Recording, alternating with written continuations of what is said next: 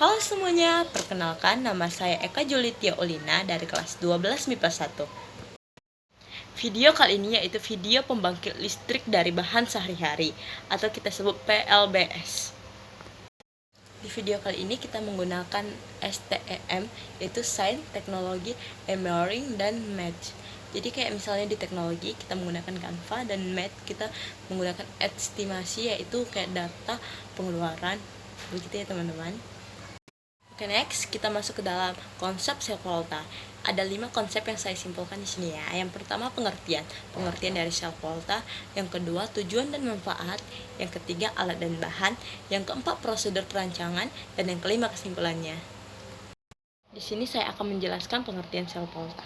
Sel volta merupakan sel elektrokimia yang dapat mengubah reaksi kimia dari reaksi redoks spontan. Reaksi yang dapat berlangsung dengan sendirinya. Tujuannya yaitu ada 3. 1. Untuk mengetahui cara membuat baterai dari jeruk nipis dan kentang. 2. Mengetahui penerapan prinsip sel volta dalam baterai. Yang ketiga, untuk saya mengetahui perbandingan kuat tegangan yang dihasilkan oleh baterai buah dengan baterai pada umumnya. Manfaat dari sel volta ini ada 2.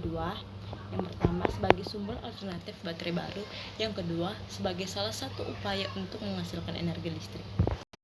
Alat dan bahan, alatnya ada capit buaya, kabel uang perak, paku, keter, dan lampu senter, sedangkan bahannya ada jeruk nipis dan kentang.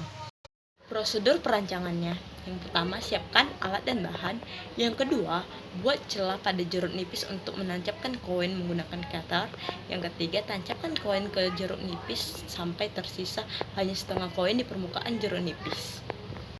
Jadi kalau kita menggunakan bahan kentang bakalan jadi seperti ini ya teman-teman. Jadi kesimpulan dari sel volta pada percobaan kali ini yaitu 1. Jeruk nipis dapat mengantar arus listrik dengan prinsip kerja sel volta karena mengandung senyawa asam kuat yang dapat membebaskan ion positif dan ion negatif. Yang kedua, semakin banyak jumlah jeruk nipis yang kita gunakan, maka semakin banyak juga tenaga listrik yang mengalir sehingga menghasilkan lampu yang terang.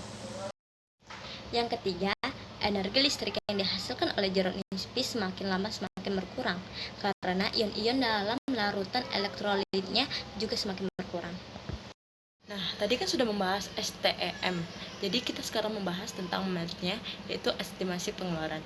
Jadi di sini kelompok saya dan saya mengeluarkan uang yaitu sebesar 42.000, yaitu capit buayanya saya beli 8.000 dikali 3 jadi 24.000, lampu 1.000, kabel 8.000, kentang 7.000, dan jeruk nipis 2.000.